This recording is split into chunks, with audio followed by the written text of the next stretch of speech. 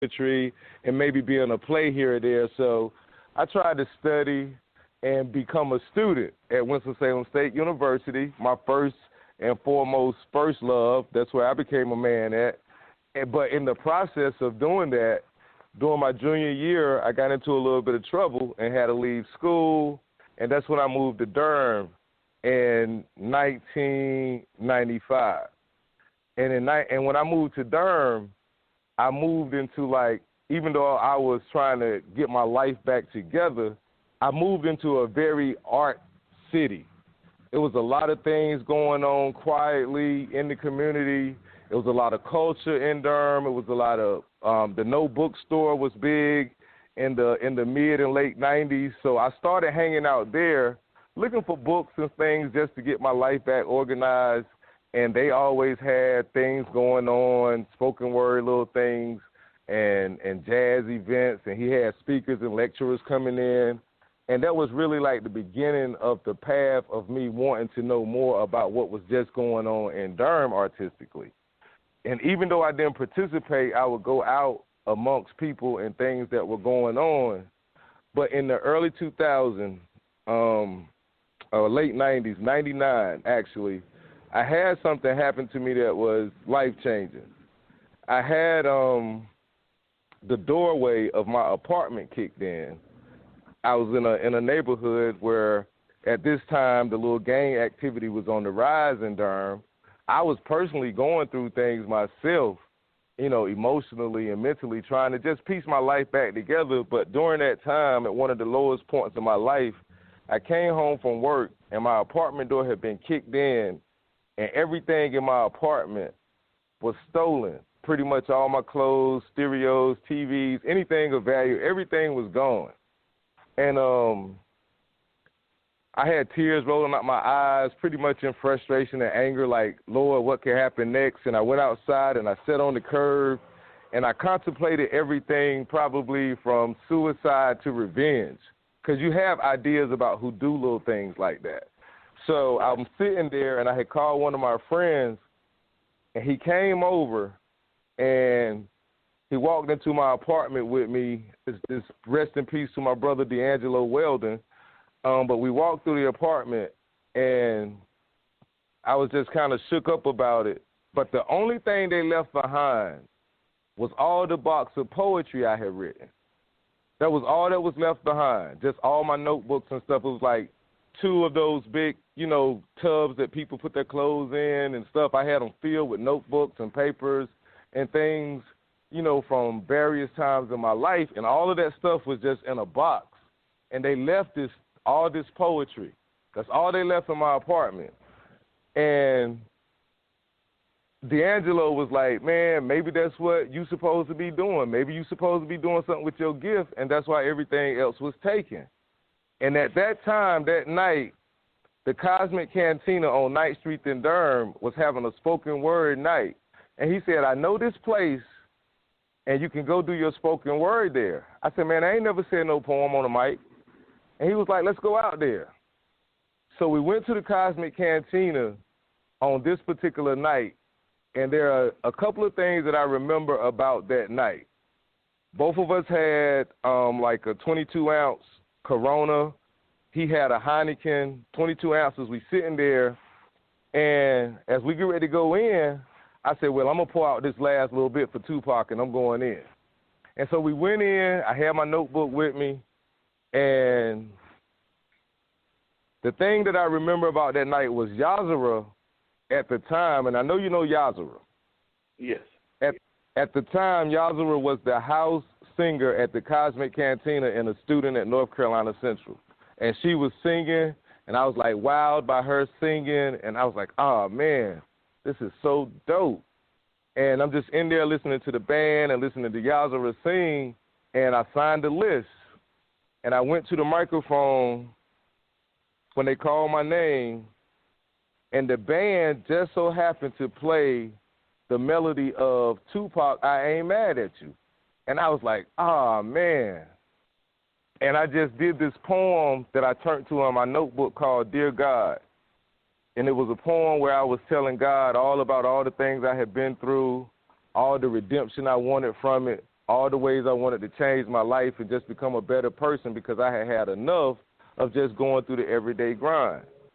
And that was it. Got my applause, came off, and this little old lady in the crowd walked up to me, and she was like, my brother, the world needs you. You have got to keep doing what you're doing. And when I turned and told my friend, I said, yo, man, guess what this lady just told me? And when I turned around, the lady was gone. It was like one of them moments. I never saw her again, but the rest is history. I started searching for open mic spots. I started searching for plays and different things to be involved in.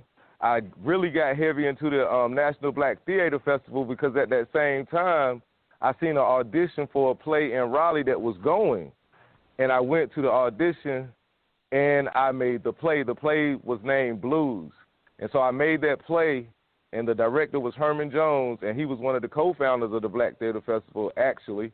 And I made that play, went to the National Black Theater Festival, and I was hooked.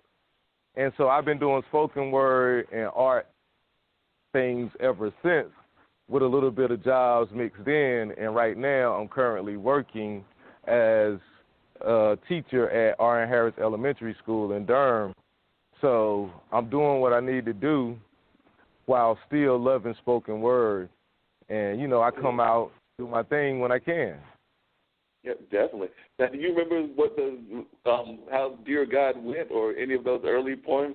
Do you remember any of them off the top of your head, so the folks that are listening now can hear what that poem was about in those early times, if you remember them? Oh yeah, the poem and the poem that Dear God is. By the time, you know, a year or two later, it just became trying to get to God before the devil gets to me, and that's one of the staples of my spoken word. So whenever I'm out, and especially in a place that I've never been to before, that same poem is still the way I introduce myself to people. Well, let's hear you introduce yourself to the listeners that are listening right now by doing that poem. I reached the turning point. That soul starts to ache and get the burning point. I cut back on the blunts, the cigarettes still got me, and every now and then I will still burn a joint. And I'm walking through a cloud of smoke about to choke, and I'm trying to get to God before the devil gets to me, because he's constantly chasing me. Keep temptation in the form of beautiful women constantly facing me. But I know if I fall a victim to what they call a relationship, there'll be no replacing me. But I'm not hating me. I'm loving me. I love everything I've done. I love every place I've been. And like I said, I love everything that I've done because only I know the hells from where I came from. And I left those hells. And I was trying to get to God before the devil gets to me, because he's forever close by. The devil is always on my back, possibly because I love every man that's black, from the professional man to the man who smoked to the man who sell crack. Because we all got a piece of wisdom that we can drop to anyone at any time to help them get their lives on track. I'm just hoping I don't get caught up in the wrong place at the wrong time, like out here driving without a driver's license or trying to buy a dime or a dime piece as a piece of me try to get the rest of me to follow the path of trying to get to God before the devil gets to me. Because now he's in my vision. I can see the devil clearly.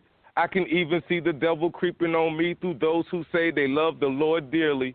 Sometimes the devil and I, we see eye to eye. That's when I'm standing in the mirror, and the eyes of my reflection told me that if I ever wanted to be a part of anything that God is planning, the only devil in my way was the one in the mirror standing.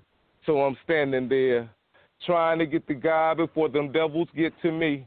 That's when the words of my elders came rushing back to me. They said, son, if you are trying, then you are lying. So I switched the whole thing around. I got to God. Now to them devils I can't be found. I'm covered in grace. I dropped my pride, and I stay walking so humble now. And all of that negativity that had been around me, oh man, I'm starting to see it crumble now because I got to God. Them devils can't make me stumble now. Peace. Thank you, Mark Lee. No problem. Definitely a very nice. powerful poem, and always a wonderful poem, and definitely a powerful message that you always give. Now, one of the other things that you just talked about is that you're now an educator, and that means that you're involved with teaching our youth and everything. What has that been like for you? Because one of your favorite poems, I hope that you'll get a chance to do that. In fact, I know I'm going to ask you to do it at some point, is you talk about the message that you give to your daughter, because you have a daughter as well. And so I know one of the points that has always touched me is when you talk to your kids. So when you talk to both the kids that you're teaching now as well as your kids that you have had by birth, what is some of the messaging that you're trying to give them? Self-discovery, man.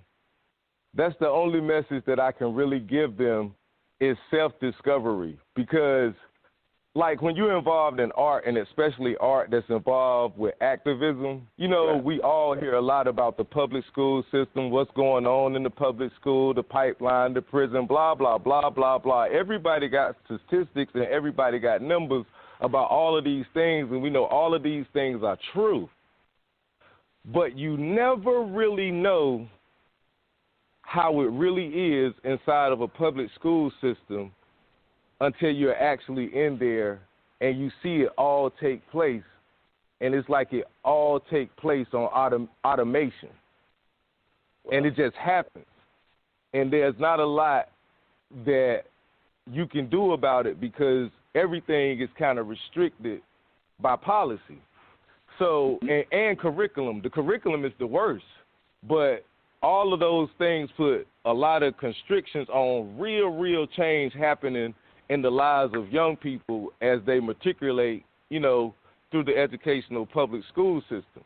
And so when my son started kindergarten, because I knew all those things from all these lectures I've been to, from every named activist there is, I've been to listen to all of them. So knowing all of this stuff, when my son hit school 8-9 years ago as a kindergartner, I made it a point to make sure I was there every day volunteering because I was working third shift.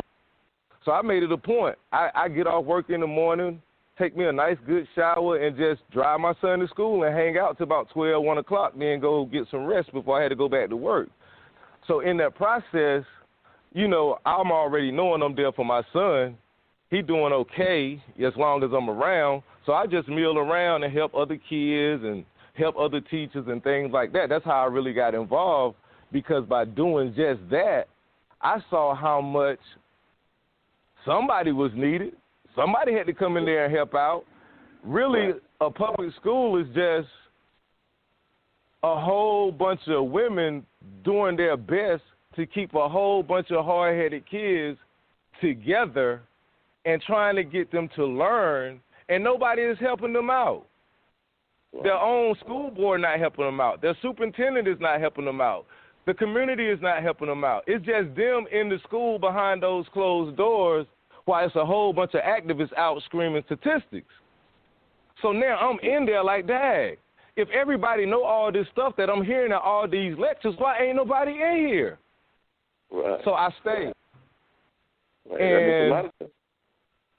And so by staying there, you know, I just get an opportunity, and I'm in an elementary school, so from kindergarten to 5th grade are big years for children. One, because they're clean slates, and they're very open to receive anything that you put into them. So them years are so life-changing for the mind of our people and young people of all ages, races, creeds, colors, whatever. It don't matter. They all in this same space working together and playing together, but it's an automated process that puts you in them positions as you get older in life and be like, oh, man, I wish I knew this when I was younger. But that's what I'm there for, is to tell them things that they wish they knew when they were younger before they get old enough to say that I wish I knew those things.